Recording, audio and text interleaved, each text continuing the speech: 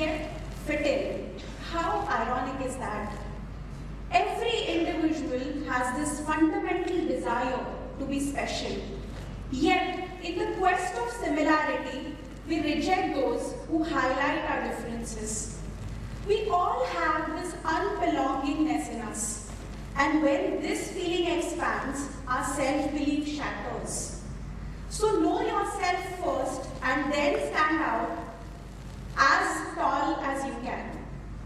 Hello everyone, I am Amrita Joshi, a girl with kind heart, creative mind and spirit that always hustles for more. Everybody has a story to tell. It's just that sometimes we don't realize that we're the heroes of our story. Also, some stories are very interesting to be told. When they've made from rags to rich, from zero to hero, and from mediocre to extraordinary. But what about those stories which are really simple, which are undecorated, which are painless? Those are the stories for most of us, right? So we have to live those stories gracefully and with immense gratitude. I want such story. A story of a girl who grew up as extremely introvert, very shy and very studious, yet 0% close to being awesome. You know why? Because she didn't believe in herself. She couldn't even tell people that her name on the birth certificate was Amrita and not Amruta. Every Marathi household has these innumerable mispronounced names, and mine was one of them. Until I mustered up the courage to say, stop calling me Amruta, I am Amrita, I realized so much is in the name. And mine was even more special to me because it was given to me by my beloved grandfather, my Abba, my iconic hero, who was an ardent reader, who made from a very small village to the city of dreams, Mumbai, and his name is laid out on the walls of Rupert College as a distinguished alumni. When I realized that my name is rooted from one of his favorite authors' name, Amrita Pritam, I started loving my name. And deep down, I had this deep dream of becoming an author one day. So I feel one day and day one, that's where the whole story gets spun. I remember when I was in college, one day my father, he was working at the dockyard fixing government warships. So one day he came home and he declared that they're asked to go for 2 years without any salary, without any paycheck, just the minimal take-home amount. Being adaptive was not a choice for us. My mother started taking tuitions at home. One time when she was unwell, I pitched in for her, of course, unwillingly, forcefully. So I had to do that until her recovery. Within weeks' time, one of the students' mother, she came home and she inquired if I would be interested in taking up a contractual job at a school. I was ecstatic. Of course, it was going to be my first paycheck at the age of 19. But you know what? Deep down, I was happy because I had realized that teaching was my calling. I had enjoyed every moment of it. I had actually loved how I was helping those kids solve their problems. Of course, textbook problems back then. So I took up that job at the school. Shaky voice, trembling hands, but yes, I did that. And when the students started calling me ma'am, it really felt like hard earned.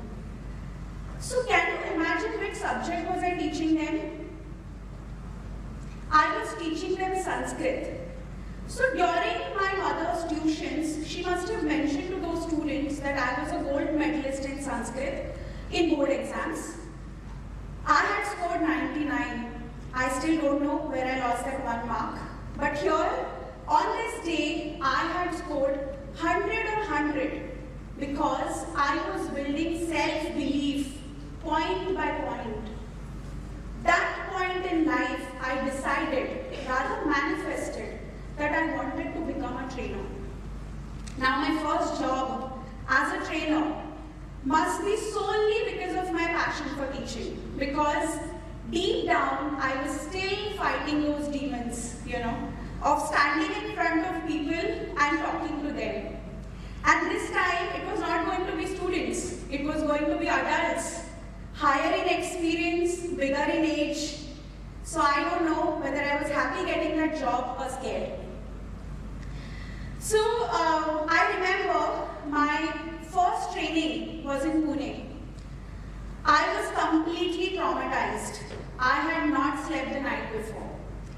During the training, my manager was standing right next to me. My heart was pounding. My throat had completely dried up with these incessant thoughts that I was on probation and if I don't do well, I will not have this job. I did not do well that day.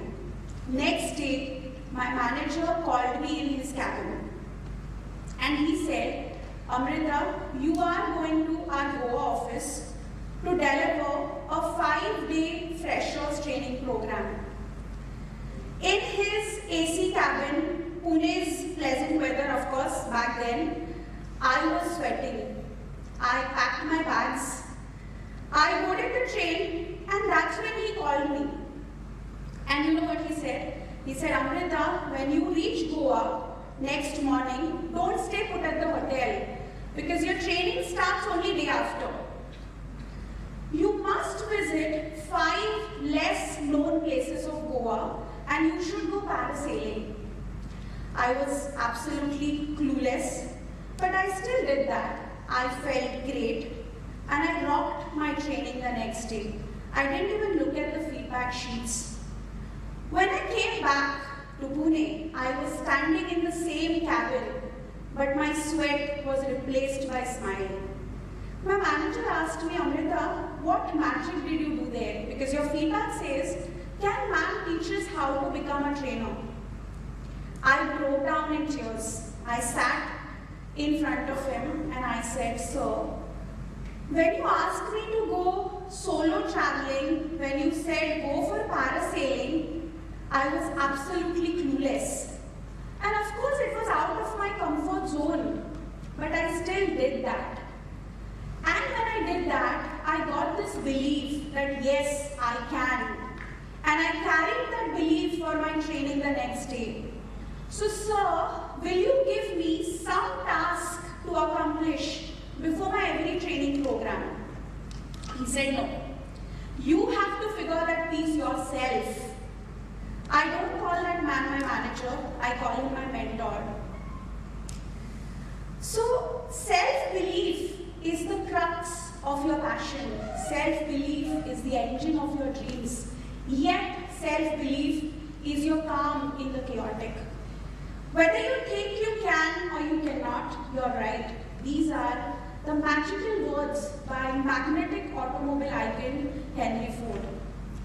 So during these training years, once I must have mentioned to my parents that today in the training room, there were 35 men and just one woman. So they said, good, very cutely they said, good, you had some company. I laughed and I said, I kept myself company. So you have to build on this self-belief point by point. So how do we build this self-belief? So 3 things that I have held on to. 1, you have to be your own cheerleader. You have to tell yourself that you're good at it.